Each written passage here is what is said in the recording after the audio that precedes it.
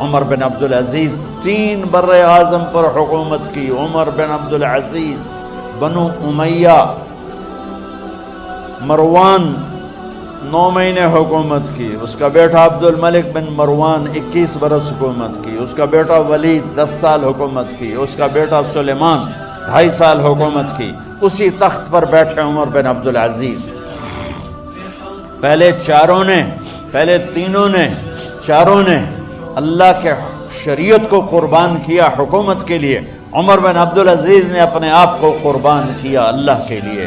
حکومت کو پاؤں کے تلے رکھا اور اللہ کی رضا کو سامنے رکھا. ان کو زہر دیا گیا. جب ان کی موت کا وقت قریب آیا تو انہوں نے رجا بن حیوہ کو بلایا. سننے والی بات ہے بچوں. ان سے فرمانے لگے سنو. کہنے لگے میں نے 3 بادشاہوں کو مٹی میں ڈالا، لیکن ان کے کفن کی گرہ کو جب کھول کے دیکھا تو ان کے چہرے قبلے سے ہٹ چکے تھے اور رنگ ان کے کالے پڑ چکے تھے. ولید بن عبد الملک، سلیمان بن عبد الملک بن مروان، عبد الملک باپ، ولید بیٹا، سلیمان بیٹا، یہ تینوں ان کے چہرے کالے ہو گئے تھے اور ان کا قبلے سے منہ پھر گیا تھا. اب میں مرنے لگا ہوں، مجھے پہلے ضرور چیک کرنا کہ میرا اللہ میرے ساتھ کیا کرتا ہے. پہلے تینوں کی ظلم کی حکومت تھی، ان کے چہرے قبلے سے کیوں ہٹ گئے؟ آپ کو عجب بات بتاؤں، ولید بن عبد الملک روزانہ تہجد میں کھڑے ہو کے 10 سپارے پڑھتا تھا. 10 سپاروں کی تلاوت تہجد میں کرتا تھا کھڑے ہو کے، اور قبلے سے. سلیمان بن عبد الملک تہجد گزار، چہرہ قبلے سے ہٹ گیا، ظلم کیا، خون کو پانی بنا دیا، حکومت پر شریعت کو قربان کیا، رشتے ناتوں کو قربان کیا. اللہ نے قبلے سے چہرے، نمازیں منہ پہ مار دی، روزے منہ پہ مار دیے، حج زکاتیں منہ پہ مار دی، تہجد ان کے منہ پہ مار دی اور ان کے چہروں کو قبلے سے ہٹا دیا اور رنگ کالے کر دیے. عمر بن عبدالعزیز نے اسی سلطنت کو عدل سے بھر دیا. کیسی سلطنت کی؟ جب گورنر تھے تو 60 اونٹوں پہ سامان چلتا تھا. جب امیر المومنین بنے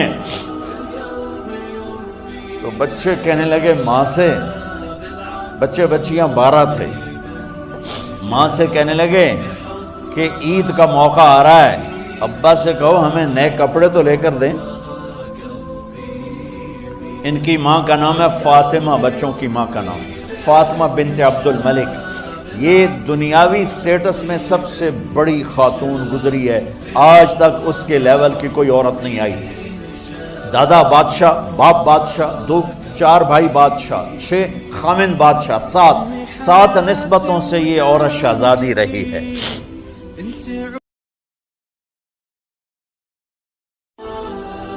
حضرت عمر گھر آئے، بیگم نے کہا بچے کپڑے مانگ رہے ہیں.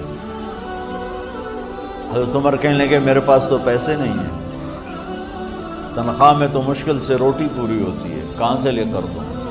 تو تھوڑی دیر خاموش رہی بیگم، پھر کہنے لگی آپ ایسا کریں، اگلے مہینے کی سیلری ایڈوانس لے لیں، اس سے میں کپڑے لے لیتی ہوں اور روٹی کا خرچہ میں مزدوری کر کے، گھر بیٹھے مزدوری کر کے چلا لوں گی، آپ 1 مہینے کی تنخواہ ایڈوانس لے لیں.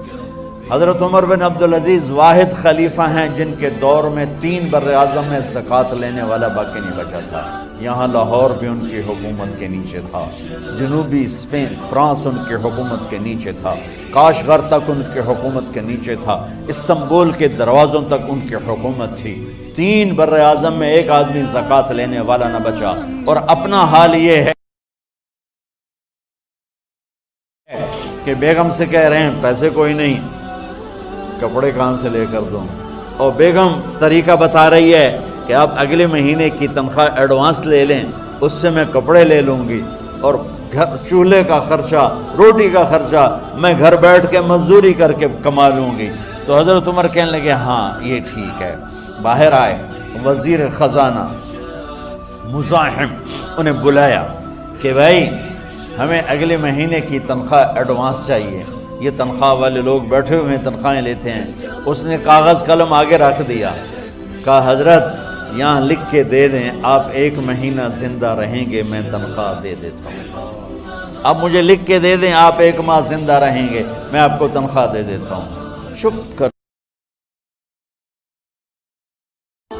کر کے اٹھے، ایک لفظ نہیں بولے، گھر گئے۔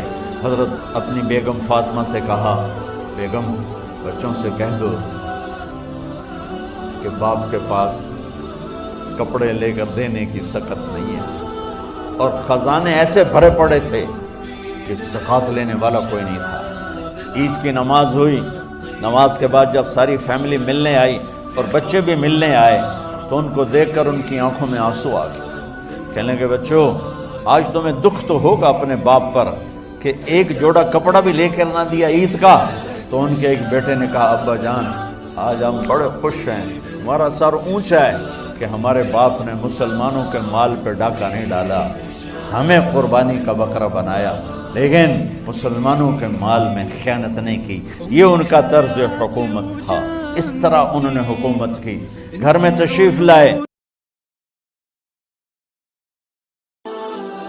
تشریف لائے تو بیٹیوں سے بات کی تو انہوں نے منہ پہ ایسے دوپٹہ رکھا ہوا، منہ پہ دوپٹہ رکھ کے بات کریں تو فرمانے لگے کپڑا تو ہٹاؤ، دوپٹہ کیوں رکھا ہوا ہے؟ تو گھر کی خادمہ زور زور سے رونے لگی، کہنے لگی امیر المومنین آج آپ کی بیٹیوں نے کچا پیاز توڑ کے روٹی کھائی ہے تو وہ اس کی بو ہے منہ میں، آپ کو بو سے نفرت ہے اس لیے منہ پہ کپڑا رکھ لیا۔ تو حضرت عمر اتنا روئے کہ ان کی داڑھی تر ہو گئی۔ کہنے لگے آخر میں جب تھوڑا آسرے میں آئے کہا میری بیٹیوں تمہارا باپ تمہیں بڑے اچھے کھانے کھلا سکتا ہے لیکن میں جہنم کو برداشت نہیں کر سکتا، میں جہنم کی آگ برداشت نہیں کر سکتا۔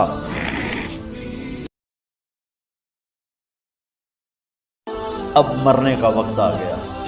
جب وہ گورنر تھے تو 60 اونٹوں پہ ان کا سامان چلتا تھا، اور جب وہ امیر المومنین بنے تو عیادت کے لیے لوگ آ رہے تھے تو سالے عیادت کے لیے آئے، فاطمہ کے بھائی کپڑے دیکھیں امیر المومنین کے تو بہن کو ایک طرف کر کے فرمایا، بڑے نیک سرداروں میں سے تھے یہ مسلمہ بن عبد الملک، کہنے لگے امیر المومنین کے کپڑے تبدیل کروا دو، لوگ پوچھنے آ رہے ہیں تو میلے کپڑے اچھا نہیں لگتا۔ کہا جی بھائی کرواتی ہوں۔ اگلے دن جب وہ حال پوچھنے آئے تو پھر وہی کپڑے تھے تو انہوں نے ان کو الگ جا کر کہا بہن میں نے تمہیں کہا تھا کپڑے بدلوا دیتی، کیوں نہیں بدلوائے؟ تو وہ رونے لگی، کہنے لگی کہاں سے بدلواؤں، جوڑا ہی ایک کہاں سے بدلواؤں؟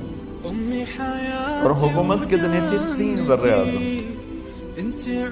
3 بر اعظم کی حکومت۔